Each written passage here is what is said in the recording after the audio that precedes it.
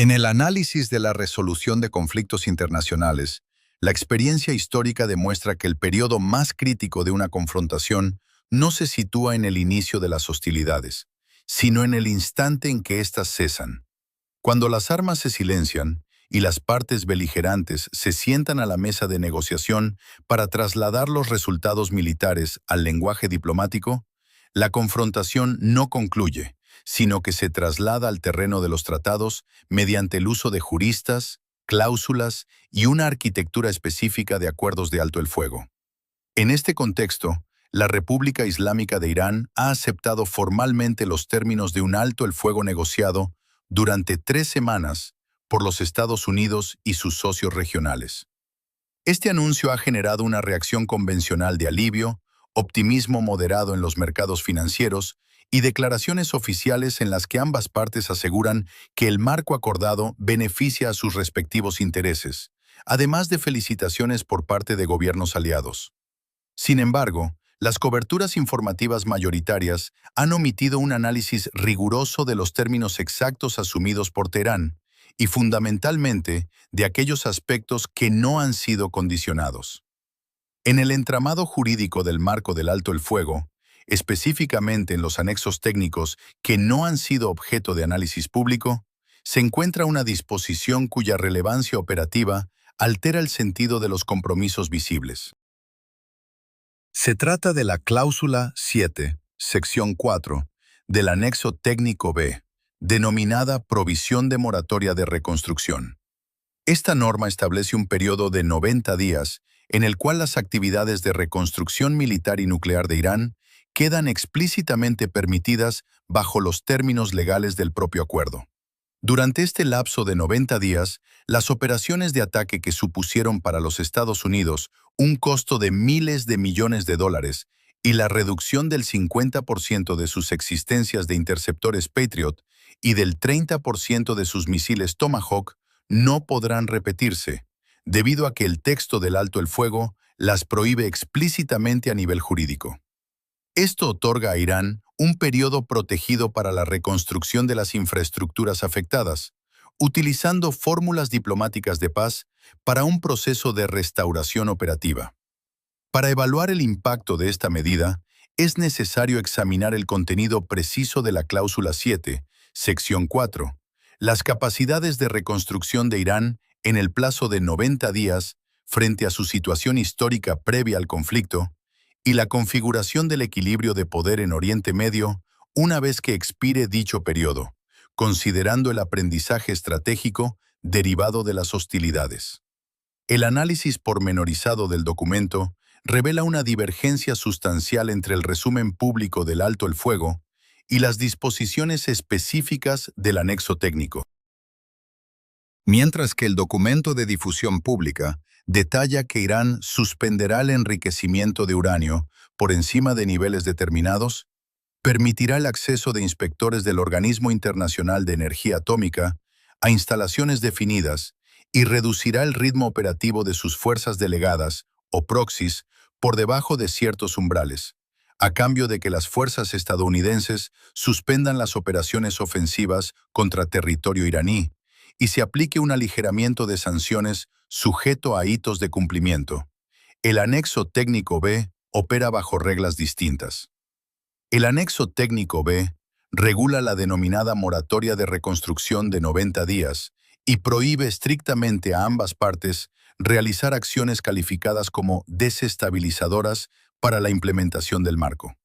En el caso de la parte estadounidense, la definición de acción desestabilizadora es amplia y prohíbe de forma absoluta cualquier operación militar ofensiva o ataque contra la infraestructura militar iraní, así como cualquier acción cuyo efecto directo o indirecto sea la degradación de las capacidades militares de Irán,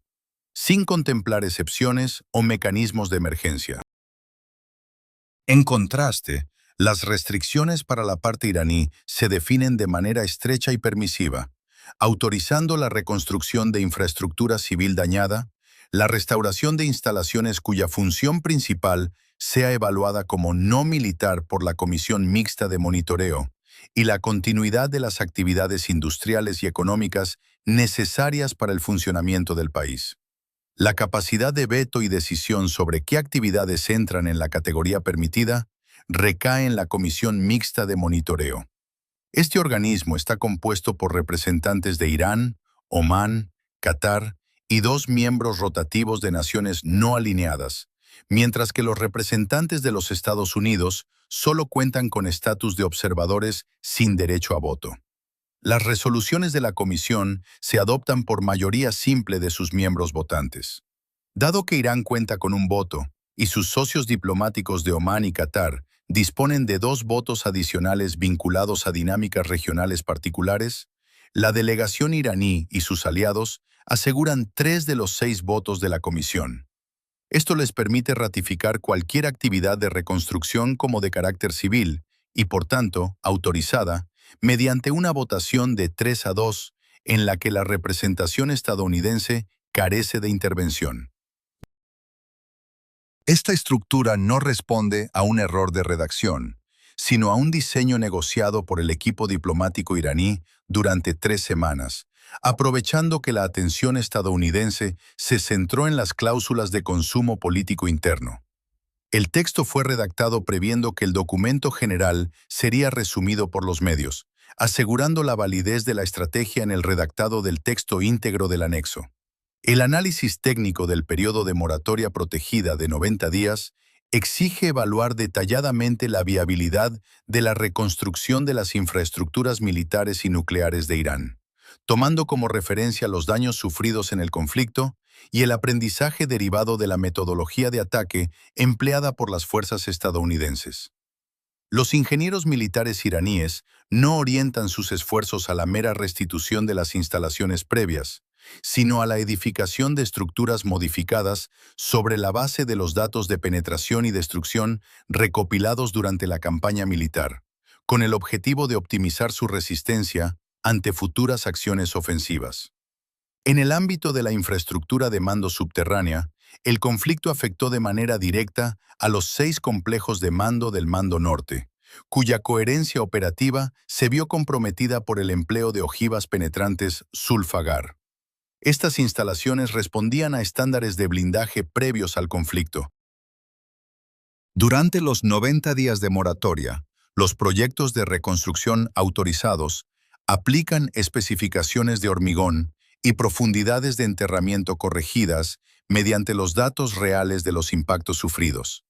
Las nuevas estructuras se ubican a mayor profundidad, con fórmulas de resistencia diseñadas para superar la capacidad de penetración de las variantes de armamento utilizadas en su contra, y se distribuyen bajo un patrón geográfico disperso que incrementa de forma significativa el volumen de fuego requerido para su neutralización, superando la capacidad operativa inmediata de los inventarios estadounidenses.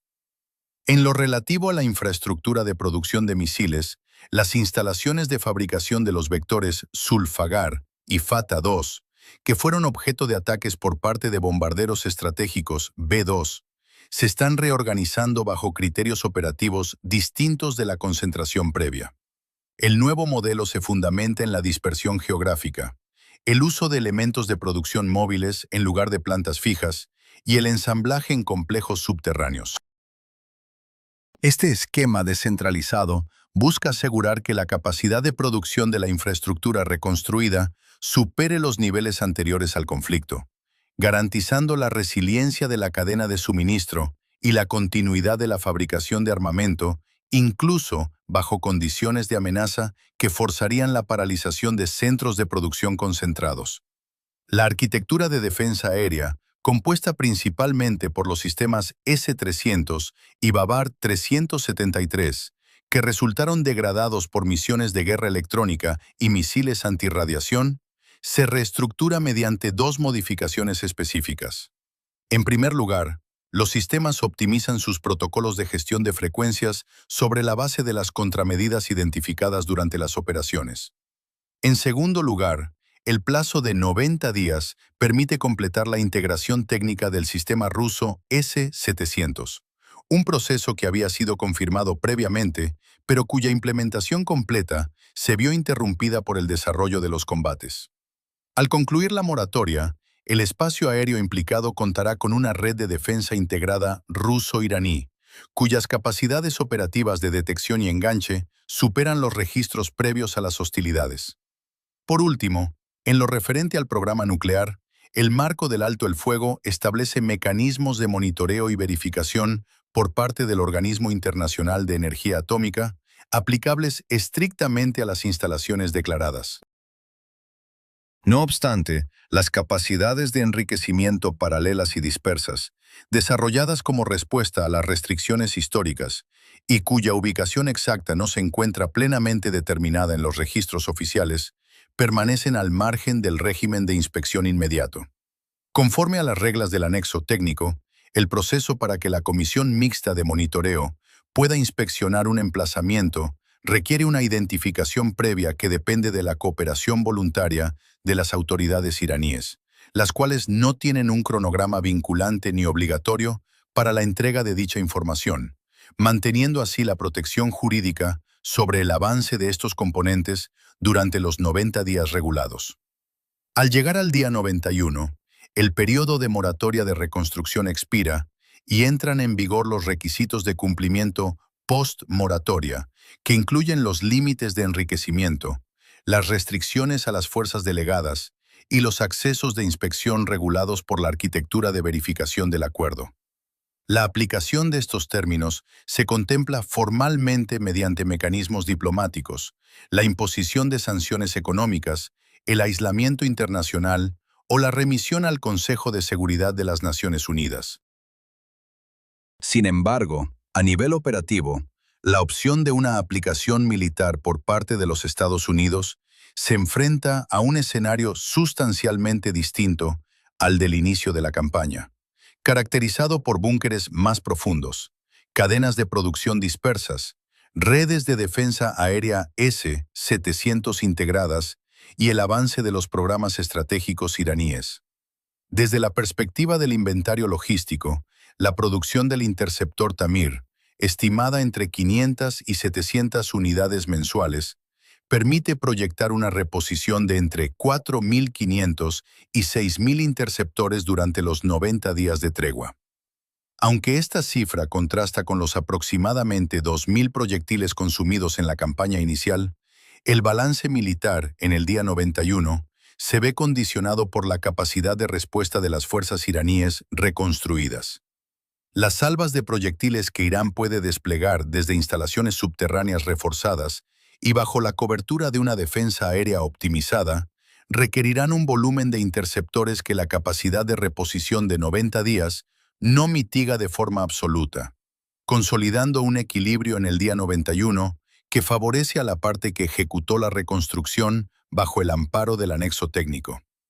Este resultado es el reflejo de un proceso de negociación donde influyeron de manera determinante las asimetrías en la experiencia diplomática acumulada. Las delegaciones de la República Islámica de Irán aportaron 4 décadas de gestión institucional de regímenes de sanciones, acuerdos nucleares y armisticios bajo presión internacional. Una trayectoria fundamentada en el diseño de textos jurídicos orientados a preservar la libertad de acción operativa mediante concesiones nominales. Este método, cuyos precedentes directos se identifican en la estructuración de los anexos técnicos del Acuerdo JCPOA de 2015, se aplicó en la redacción del anexo técnico B actual. Al coordinar de forma simultánea la definición de la moratoria, la estructura de votación de la Comisión Mixta de Monitoreo y la laxitud en los plazos de identificación de instalaciones, la representación iraní priorizó la efectividad estratégica de largo plazo, mientras que el equipo negociador estadounidense concentró sus esfuerzos en las cláusulas de visibilidad pública y consumo político inmediato, tales como los límites explícitos de enriquecimiento y los umbrales de las milicias delegadas. A nivel de geopolítica global, la entrada en vigor del acuerdo genera repercusiones diferenciadas en los centros de decisión internacional. En Teherán, la tregua no se evalúa bajo la métrica de un ciclo de noticias, sino como una ventana temporal calculada dentro de una planificación estratégica de largo plazo, destinada a hacer inviable económicamente y militarmente cualquier ofensiva posterior, debido al incremento de los costos operativos para el adversario. En Washington, la sostenibilidad política del alto el fuego, como un logro diplomático, se mantendrá vinculada a la duración de la moratoria de 90 días, enfrentando tensiones presupuestarias e institucionales cuando los mecanismos de verificación deban aplicarse ante un actor militarmente reconstituido. Por otra parte, en Moscú, el tratado asegura la prolongación de un escenario que absorbe recursos logísticos, atención política y capacidades militares de los Estados Unidos en Oriente Medio, extendiendo el periodo en que dichos activos no se encuentran disponibles de manera íntegra para contingencias en el continente europeo o en la región del Pacífico. Esta dinámica se complementa con la coordinación diplomática evidenciada en la estructura de votación de la Comisión a través de los canales de mediación regionales de Omán y Qatar. Asimismo, en Pekín, el desarrollo de la moratoria de 90 días se incorpora al cálculo de los plazos de disponibilidad y desgaste del inventario militar estadounidense, evaluando el grado de dispersión de la atención estratégica de Washington entre las obligaciones de Oriente Medio y los requerimientos de preparación operativa en el Pacífico. El acuerdo de alto el fuego concluye así, estableciendo una pausa formal en los combates, pero consolidando una arquitectura jurídica que redefine los términos de la seguridad regional. Para continuar recibiendo análisis documentales rigurosos, basados directamente en las fuentes oficiales y los textos íntegros de los acuerdos internacionales, suscríbase a este canal informativo.